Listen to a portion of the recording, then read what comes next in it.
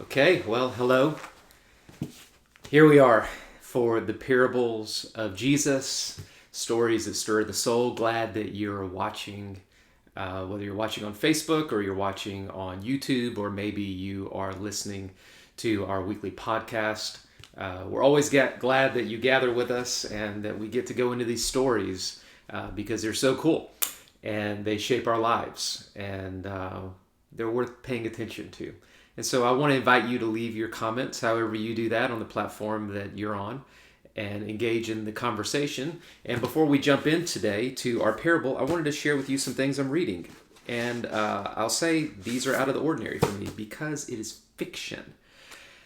I know, hard to believe, because yours truly, until this past month, had not read one single work of fiction novel since high school, whenever I was required to. My brain just didn't seem to like them. But a friend of mine recommended that I read this book, Gilead, by Marilyn Robinson, and my brain loved it. I absolutely loved it. It's a story of a minister. Surprise. That would be interesting to me, but it's so powerful on themes of redemption and grace, and I just loved it. The Times raves about it, Entertainment Weekly. It won the Pulitzer for good reason. It's outstanding. And so I thought, well, if I like this one, I wonder if she's written any more. Turns out she has, and she wrote another book called Home that goes into the same story setting and all of that, and approaches it from a different character's point of view, really. And I don't like this one as much, but it's probably because I just haven't gotten far enough. But it's pretty good. But a friend of mine recommended this book to me, and oh my word, a gentleman in Moscow.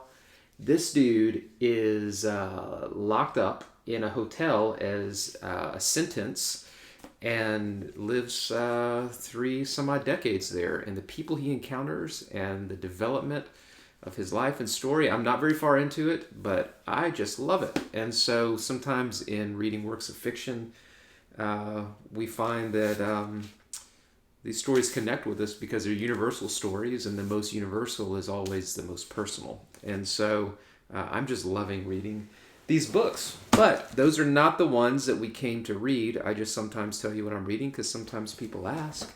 And there you go. But the story that we came to read is Matthew chapter 25, verse 14, the parable of the talents.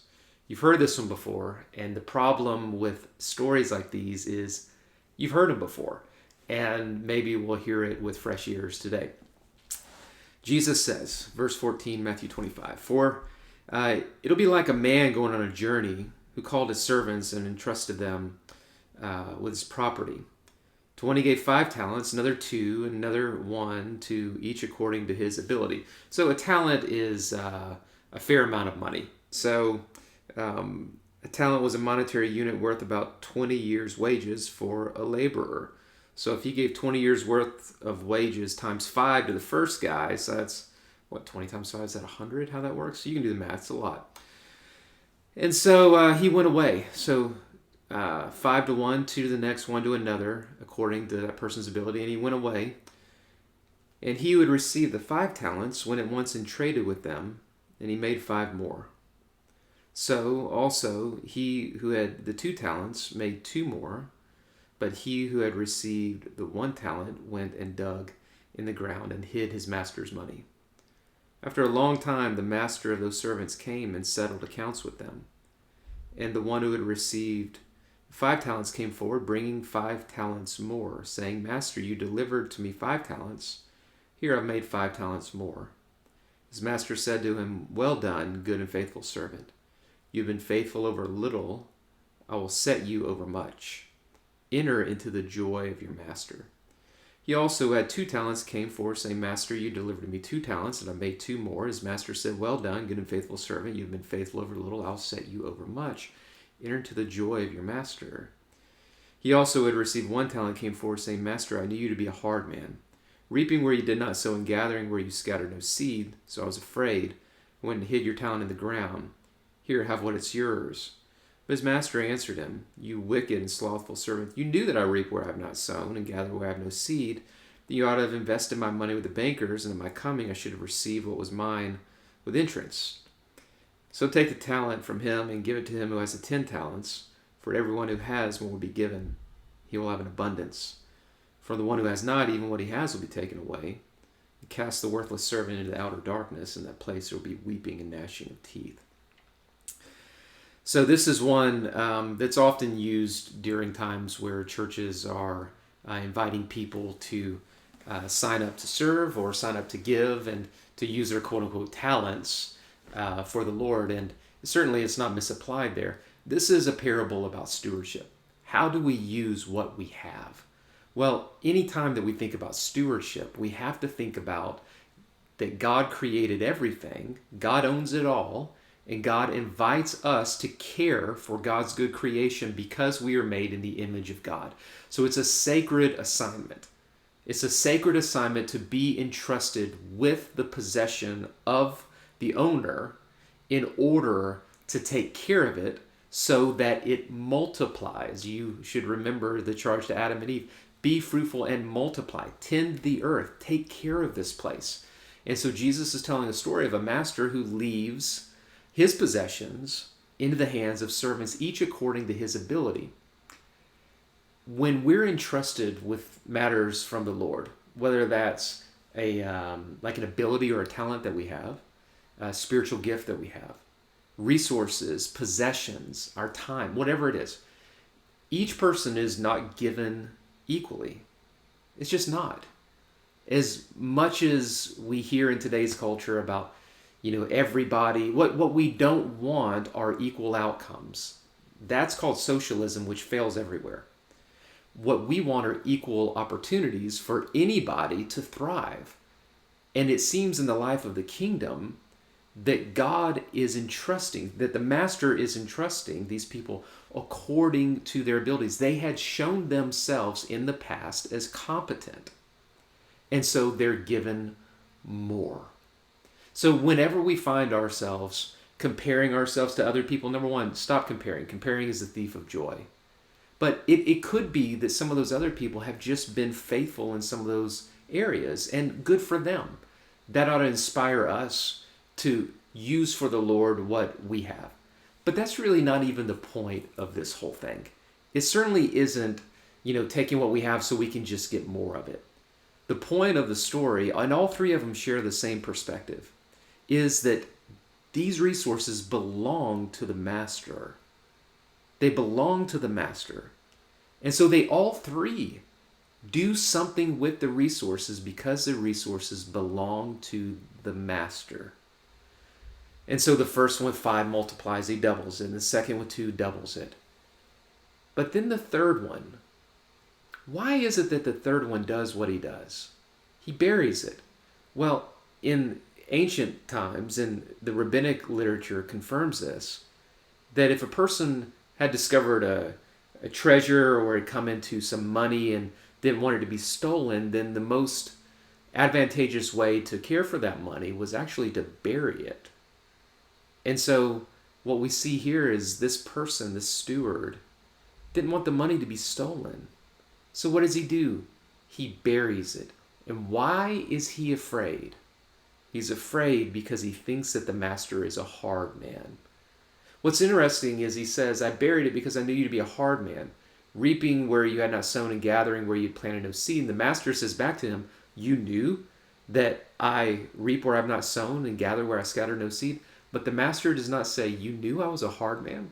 It's like he confirms the reality that, yeah, everything is mine. I have access to everything. But the steward misunderstood the heart of the master, and he was afraid. And because he was afraid, it not only impacted his management of resources, it impacted his relationship with the master. When we trust that everything has come from God and belongs to God, and that the things we are given are to be used for God's glory, we don't have to be afraid, even if we lose. Because the people who risked the most had the greatest opportunity for loss. And the point isn't so much that they gain more possessions. The point is that the people who doubled their possessions are people who believed that the master would want them to use what they had, to do something with it. Not to sit on it, but to do something with it. That talent that you have, to do something with it.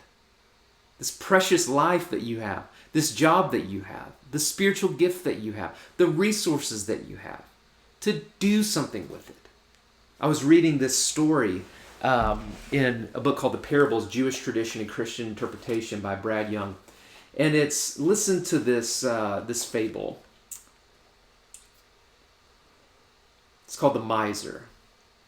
A miser sold all his property and bought a mass of gold, which he buried in a secret place, to which he made frequent visits of inspection.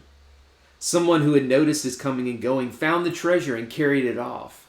And when the miser returned and discovered his loss, he wailed and tore his hair in a frenzy of grief. Someone who saw him agonizing, after learning the cause, said to him, "Don't grieve, my friend.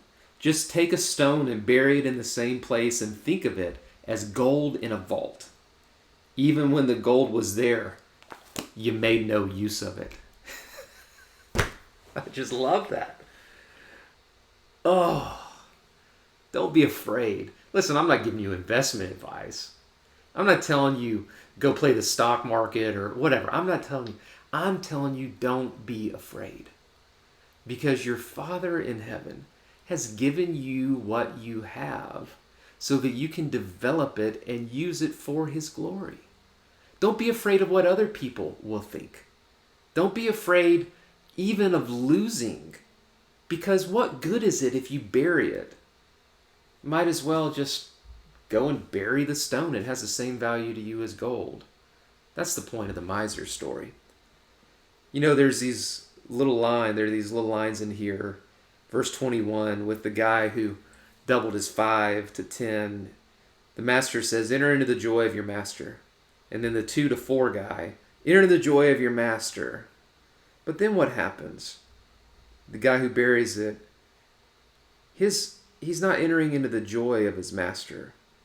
He was afraid. And he just gave him back what was his.